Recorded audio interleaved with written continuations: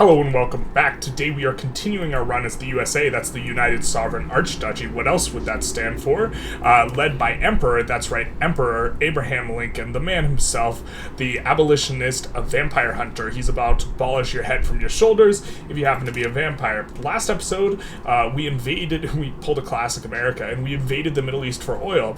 Now, it's going to take us a while to get that oil, but we protectorated Persia, so they're now our protectorate, and the idea is we're going to dominion them in 5 years and then vassalize them 5 years after that and then annex them, and they do have a bunch of oil along this line in Arabistan, Luristan, and Tabriz. They have very large amounts of oil. We would like to get after the Ottoman oil, but unfortunately we can't liberate Iraq straight away, and even if we declared a war, like a war where we're trying to ban slavery, but in reality we're just trying to get oil, false pretenses and such, we would need to first liberate Bosnia, and then also Serbia, because currently it's bugged out, which we might end up doing anyways if we want to become the proper oil man we were meant to be, but we will kind of hold off on that for now. We have a lot of infamy. Maybe that's an okay play for us to do, but I think we might go after Sokoto or something like this, because we're pretty infamous. We messed around in the Middle East and now nobody likes us, which is, I don't understand why that is, but okay. We are hoping this episode to discover oil in the Midwest, a sufficient amount of oil to become an oil man. And by an oil man, I mean we want to slot in probably the best company in the game, and that is Standard Oil, which requires that we have a level 5 oil rig in the Midwest. And so this is going to be what we hope we get to today. We might become the oil man we were meant to be. We might drink some milkshakes, etc. Well, it looks like we might get one part of our dirty work done for us, because France is having a go at Egypt, and we can join on their side, and so we're going to join for Liberate Bosnia.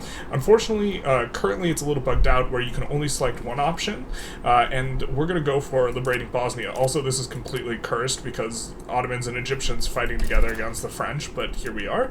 And so we're going to go for Liberate Country, Liberate Bosnia, and so we will be doing that. We also swayed our way into helping out this, because we actually really don't want the UK to lose this somehow. And they've been drooling a little bit this game, so we will be swaying in exchange for the True Shield States, which of course will have a bunch of oil, so big happy on that. The True Shield Coast, which consists of both Bahrain and the True Shield States, is the highest oil state in the game with 80 oil, and so oil baron in the future. And then we are also going to try and prevent Prussia from getting in on Oldenburg, because that is someone we could eventually look to incorporate into our Confederation of the Rhine. And what we got swayed for is to release Pomerania, which is kind of another way we can maybe expand up in the north over there, if we so choose. And so I felt that this was a pretty good play to make. So we're just kind of joining other people's wars while we chill out a little bit, except we don't have much chill. We reduced autonomy in Peru, Bolivia, do want to annex them. They have a fairly nice company. We might not use it though, because it's a railroad company, and so we will be fighting other people's wars for them, at least for a little bit, and probably not trying very hard. We managed to get some censorship going on, as Lincoln wanted. That is right, he is the PB, so he is kind of a fan of that business, which is why he's happy, of course, leading the petite bourgeoisie. Let's see if we can maybe make the government... No, we can't make the government very much more legitimate. Probably want to stick in with what we have right now, because we are benefiting a lot from, standard of living increases on the Loyalists, and so we're probably going to want to try and make do with what we have in regards to what we can pass, rather than, forcing anything. I mean, we have very good laws in anyways. The only one we'd kind of want to change would be moving on to multiculturalism, or the funny one would be ethno-state, but I think we'll hold off on that. And so I guess we're just kind of going to be in chill mode. We do have max taxes, and still we have that high level of legitimacy, and so, we're kind of in good shape. Unfortunately, we couldn't send any troops to Oldenburg, just to sit in the HQ, which is what we were hoping, but it looks like Oldenburg is just pushing Prussia, so there's that. We are trying to land the Ottomans right now, and it looks like they don't really need our help that much over here, and so while we'll stay in the war, it's not that necessary. Our landing force looks like they're going to make progress, and we just care about liberating Bosnia, son, and so we're just going to try and take that and then maybe hold, and so as soon as we get in there, we will probably look to add maybe some defensive army from somewhere. Maybe this African Defense Force that is, instead of going over to Prussia, actually it's probably needed in Prussia more than the other one. This one we want to defend New England, and so we'll probably move this over after we get in and make sure that we have a defensive and offensive army on that singular front. Now, this is exciting. Not the human rights, but the oil discovered in Colorado. If I'm not mistaken... Oh, I am mistaken. Damn it. I thought Colorado might have been in the Midwest, because I don't know geography. That's unfortunate. We're still waiting on that Midwestern oil. Still waiting. Also got human rights, but mainly Midwestern oil. All good things must come to an end, and here we have a very significant problem, and that is the British market is really, really crimped on convoys. Now, we're going to see if this resolves itself. You know, if the UK is just pretending, they're just faking it. But even looking over here, we don't see the anchorages. I'm not sure what set this off. This might be a frictional bug. I'm not sure exactly what's going on, but, you know, we can't survive with like 50% market access. So we might have to leave their market, in which case we have to make preparations kind of as quickly as we can. We just got slammed with this like instantaneously, so I have a feeling maybe it's temporary, but we're going to be producing a ton of dyes as much as we can, because this is kind of one of the things that they're going to be producing a lot of for us, you know, just kind of all this stuff over here, and so we're going to be cranking up on some of the agricultural stuff over here. Alright, that was just a hiccup, which we were a little concerned what caused that massive fluctuation. You know, 50% is very spooky. That would have been an entirely collapse to our economy. You could see this crank down a bit, and hopefully we can crank back up, but, you know, we might want to help make it easier on ourselves in the event that we do get booted out, and so we'll be doing stuff like, man, maybe we can't really even prepare that well right now. We do have dyes potentials here. I think we're going to crank this up to 51, you know, just in case we lose access again and we want to leave. This will help out a little bit. Florida normally has pretty bad construction balances, but we'll just add a couple railways and get going on that. This Prussia business we would be able to do, except for these guys have gotten... Oh, these guys are not stuck, are they? These guys have been... Hello.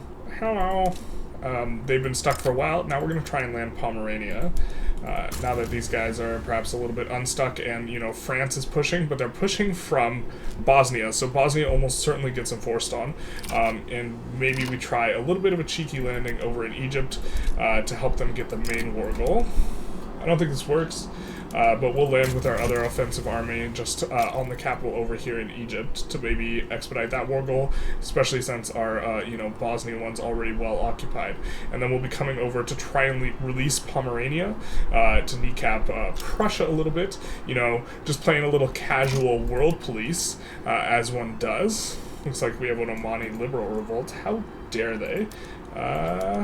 So we'll set this guy to cautious advance, and, oh. Can we station in an HQ? Well, I guess we're going to be landing on that. Where is the liberal... Okay, I guess we're going to land the liberal revolt.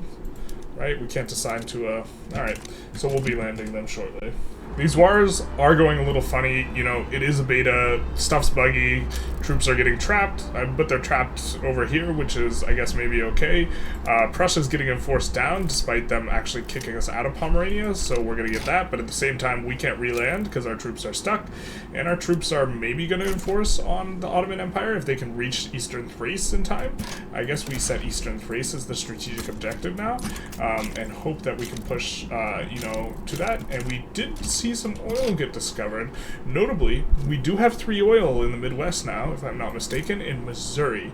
Now we just need to get an oil rig up to level 5 there, which is, you know, we don't see any more of that. But as an oil man, we will, of course, you know, expand out the oil, put it on auto-expand, this sort of thing, and we are just waiting for these wars to tidy up before we, you know, get anything done. On the economic front, we are starting to add more and more to our energy situation. We're adding, you know, power plants in various areas so that we can turn them on electric streetlights, and also, very importantly, the electric sawmills is going to be particularly strong. We're trying not to overexpand them, though, because we are a little bit leery of them getting expanded by the AI. The AI seems to like this, and so we're trying not to build in places where there's not enough labor, because if there's a labor shortage and they're profitable, the AI just builds them into, like, infinite. So we're trying to make sure we're doing it only in densely populated areas. Well, well, well. Well, well, well. If it's not America's hat. You know, we did have a little bit of a strange situation. We transferred the Columbia District, but maybe, I mean, and it was just the singular province. And it appears that the UK might have, before that transfer went through, consolidated most of Canada under Oregon, which is spectacular for us, and so we got the bag, as it were. Also, we just hit 15 SOL, and we're approaching 100 million pops. You know, at you know, 1870 feels pretty good, and 200 million, I'd say we're doing pretty all right. We did get enforced on, and we didn't release Bosnia, son. This thing came from Bosnia, son. You ever been to Bosnia? You ever been in this? So, yeah, unfortunate. It is unfortunate. We made it, everyone. It's defection time. We've been in Mummy's Market this entire time, you know, siphoning off a ton of pops from India. In fact, India's pops, you know, let's just take a look at cultures and, you know, just kind of let this sink in terms of the number of pops we have there Indian. We have 11 million Bengali, and that's not counting all the Bengalis we have converted. Like, if we were to look at pops on the basis of, you know, religion, like, let's take a look at religion here, we see that our most populous religion is Hindu, with 33 million. You know, so over a third of our pops have come from India. We have really sucked them out of here, and quite well. Like, I think this province starts with like 25 million, and, you know, just overall a ton. However, that's the big kahuna, and Russia is inviting us into their customs union now that we have sided with them on a Diplo play in exchange for this little province here. This isn't the big deal. The big deal here is in Russia's market, we will be getting the big kahuna. You know, the Raj population, you notice that this is us sucking off their pops. They've lost about 10 million pops from the game start, from 100 million. That is way more than, you know, 100 million. So we're going to say yes. We don't, and then we are going to bask in the great Qing pops that will soon be coming to all of our lands. This is fantastic. We, of course, are now in the Russian market. Sucks to be Great Britain, I guess. But we have, you know, taken the bag and run with it. And we will be, you know, running with it. And so I'm expecting a whole lot more pops. It will take a few hot minutes for us to get Han, you know, in our cultural communities collection here. But once we do have Han, we should be siphoning off an enormous amount of population from them. Good day. So we are encountering quite a bit of pain with this swap, and I'm not even sure if we can take it. It's very, very, very uncomfortable. We had like 65% market access. It's been creeping up. We are adding an enormous amount of ports. Some of these will give convoys to Russia to try and alleviate this, but this is very, very spooky on our front, you know, in terms of this. However, you know, if we can get this back up, we should be in good shape, you know? We just need to develop some cultural communities for Han. You see the migration is cranking up huge in, you know, some of the areas here. And so some of the areas. And so it might be worth it, but it also might not be worth it. And we might have to go our own separate way here in just a second, which is a bit unfortunate. Because we're really just salivating over these Chinese pops, and now we might get no pops. A bird in the hand is better than two in the bush, right? An India in the hand is better than a China in the bush. Something like this. But it's creeping up. I mean, maybe we can resolve this. This is just like stalling out our economy really hard, though. And to be fair, we do have a lot of stuff with, like, local economies, but we need a dramatic improvement here. I mean, we are kind of getting up there with our own convoys being added. Okay, maybe we can resolve this. It's bad, though. We did it. I'm just so happy. We have a level 5 oil rig here in just a second. We're gonna put it at the top of the queue. We've struck oil. Just enough to become an oil baron. Apparently our subject of Persia somehow managed to find themselves in a fight with Great Britain by defending Macron. Rookie mistake, and a bit unfortunate, because now we're going to get Sistan taken away from what would have eventually been ours. It's not the most valuable province, but it is a province, and so we take offense to this particular incursion by the UK. The time has come. The time has come now to become an oil baron that we were always meant to be. We will ditch this wood company, although that wood company is pretty good, and slot in Standard Oil. Now, notably, we don't have the productivity bonus, and so we're not quite the businessman we want to be.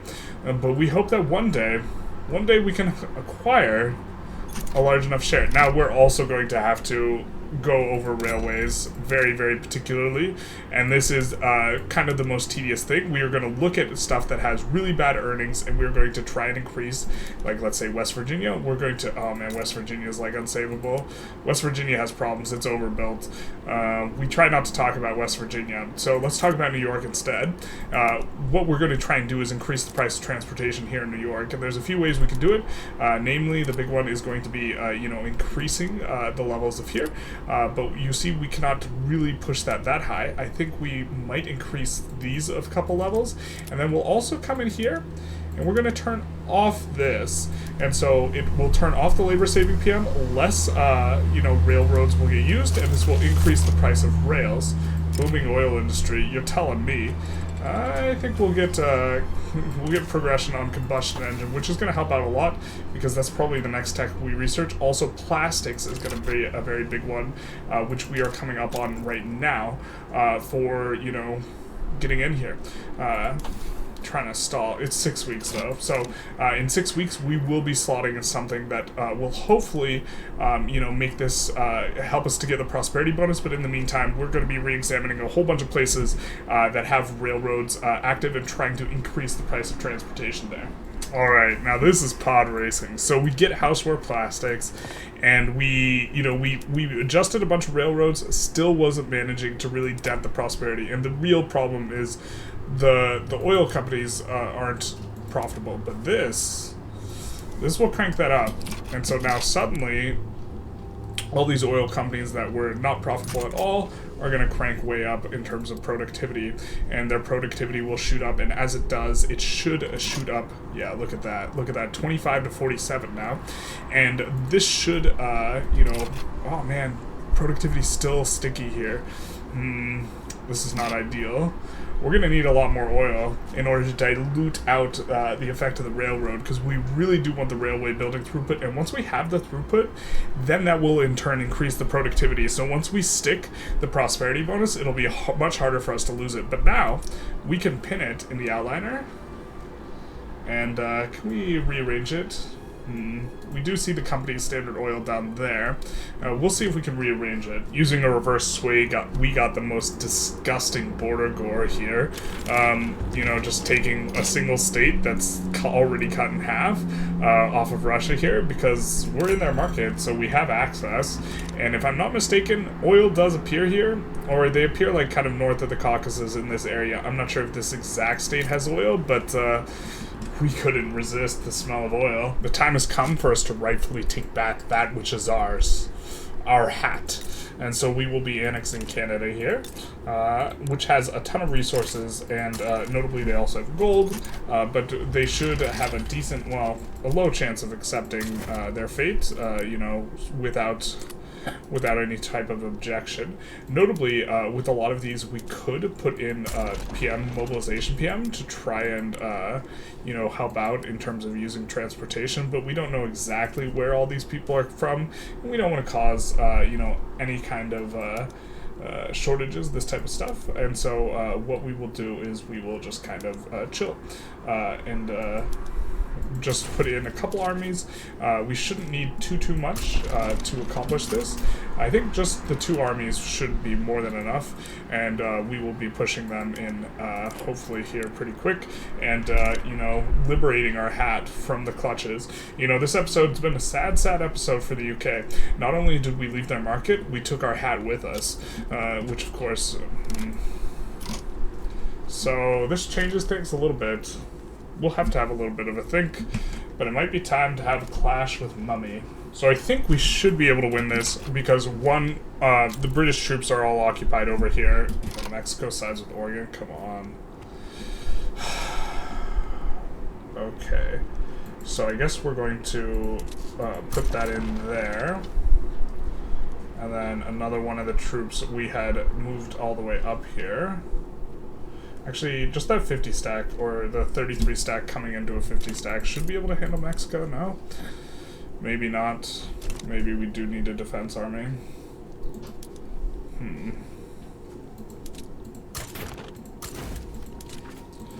So I guess we'll be doing that, and we will kind of be a little bit shy on naval landings, but the AI is generally not very aggressive about naval landing you while you currently have fronts. But, as I was saying, I think we win this pretty handily because the UK's troops are all tied up, and I also think that our composition, where we have half pushing units, where they're all more mobile artillery and lancers, allowing them to have really high offense, and they all have offensive generals, and then half defense, you know, troops, where they're all defensive, and they all have, like, defensive traits, and, you know, we will have plus 35 on defense, and they will, and, you know, plus 30, 35-ish on offense, and they will mainly have, you know, infantry, because the AI is not very good at building comps, and I think that we will wear them down on defense, and then we will be able to push in with our pushing forces, and so despite having a numerical disadvantage, I think we win this. It's a little bit tempting to also notably, lol, we can't sway because Oregon's a subject of Russia, all of the customs union stuff. Considered releasing the British Raj, which would cause it to implode quite promptly, but I didn't want to have to land the British Raj, and so instead we have a little bit more conservative liberation of Upper Canada, aka the rest of the hat. That way we will, you know, hopefully be able to unify the hat at some point. Yeah, it looks like we're able to push pretty well just into Oregon here, you know, succeeding on multiple battles simultaneously, also pushing into Upper Canada. The UK is nowhere to be seen. Mexico decided mobilizing was a bad idea, and so we're just kind of pushing through Mexico. To be fair, we didn't put any war goals in on Mexico because we didn't think too hard. Probably should have gone for at least war reps, knowing that we would take at least a smattering of their territory, but we are in really good shape here for enforcing. You know, we'll soon have some British territory. I guess this is the only thing that we maybe want to make sure we do, and so I think that these guys, we will land this little 3-stack that we have on just this tiny little British hero land in order to enforce war reps on them. That way, or have a ticking score on war reps, so that way we kind of have a ticking score on everything now, except for that, and so we should be able to enforce on them real quick here and rightfully reclaim our hat. See, this is one of the things I'm talking about. They have, like, mainly line infantry or skirmish infantry, whatever, pushing into our infantry, and they're pushing a 29 into a 71, and so when our... It's like the army composition thing is, the way it works is it rewards specialization, right? Where if you have a lot of skirmish, you'll specialize on defense, and if you have a lot of artillery and lancers, you'll specialize on offense. And if you just have 2 armies, one entirely for pushing and specialized in offense, and one entirely for defending and specialized in defense, you get to do both. And it's not actually specialization, it's just mixed comp. And instead of, you know, having to decide a ratio within an army, instead the ratio you're deciding is, okay, how big do you want your pushing army relative to your defending army? And we have chosen a 5-to-3 ratio, and so, you know, we have pushing armies of 50 and defending armies of 30, and this is kind of how we're getting it in here. But you know, the AI trying to push with this mainly defensive specialized army is just going nowhere, even though they have 100 stack, right? And so they're just going to exhaust themselves and their morale and such. I guess they're going somewhere. Not a lot of where, though. because we're taking it back. And this is our 30 stack fighting their 120 stack, and we don't have, or we didn't have additional guys here. We have additional guys coming in, you know, and now our 50 stacks here. So now our 50 stack is going to get to push into them. And look, they don't have enough generals on the front either, because we have 4 generals in each army, right? And they just have, you know, this one general who's all by his lonesome. So the AI's also struggles in that regard. I think we'll probably do this one. Probably should have checked how much approval, but as you can see, we are pushing them out. We have occupied the rest of the hat here, and so it's just a matter of, you know, pushing them out up here. Now, Quebec is a country that eventually we'll want to get. Maybe we'll have to transfer them from Portugal, but you know, these battles are kind of tidying up, and they don't really have that good a chance of landing us through here. I believe they'll mainly try and land the capital, so we'll just put everyone in New England and defend until they capitulate. So Russia finds themselves in yet another play with the liberal revolt, and we can offer our support, and we can transfer some pretty juicy states. You know, Poland, Lesser Poland, and Greater Poland are probably the most notable ones, and we might have to think about going for these, but you know, the one that looks particularly like we should take it is Alaska. Even though we can get it through an event chain, obviously this is going to like look better in terms of our map, and Alaska is also a very strong state, relatively speaking. It's very tempting to take Poland. We're going to have to take a look and see if the Russian company requires Greater or Lesser Poland, and then make a decision from there. So the company we were interested in was New Company Limited, and it says that we have to have an interest in Dnipro, which reminded me that this is tied to Luhansk, and that's not one of the states we can select. Notably, I think this company is a little bit better with the 3 industrialist approval than the shipyards building throughput, which is Carnegie Steel, which is what we have, but it's very, very, very marginal. The railway building throughput's really what we write home about, and because of this, we're just going to end up taking Alaska from Russia, even though, well, we'll still have a little bit of a think, because you can buy Alaska eventually, but the thing is, I don't expect Russia to go bankrupt. And so the journal entry, we have everything we need to negotiate the Alaska purchase, other than Russia has to have a principal of greater than 0 relative to credit, and so they need to have some amount of debt, and they're just not going into debt, and we're probably not going to fight them because we're in their customs union, and they're likely to be just very prosperous because we're in their customs union and the car's loud outside, and so I think we'll just go for a transfer state of Alaska. Notably, they managed to lose Finland, so there's that. We could have transferred Finland a while back, but we'll just go after Alaska here, which is, you know, our rightful territory, and it'll complete the hat, you know, the whole ensemble, really securing our northern border here in America, the USA. Of course, not the United States of America, the United Sovereign Archduchy. We noticed that they kept on sending their troops kind of to do nonsense in Africa, and so we decided to just land and enforce on them just a little bit quicker, just a little bit cleaner, and there we have it. The UK. The UK attempted to finger our pie while we were taking back our rightful hat, but fortunately there was a brave man to defend us. Sling, come and see. And Victoria came, and she saw that old man Lincoln was there yet again to defend us from her incessant pie thumbing. And I think we're going to conclude the episode here. You know, pretty big come up. Obviously, we acquired ourselves a hat, which was the primary thing that occurred this episode. But also, you know, we hit some kind of inflection points. We hit over 100 million pops. You notice when the line shifted up more, that's when we entered Russia's market. So this is India migration, and this is China migration. Quite a bit better.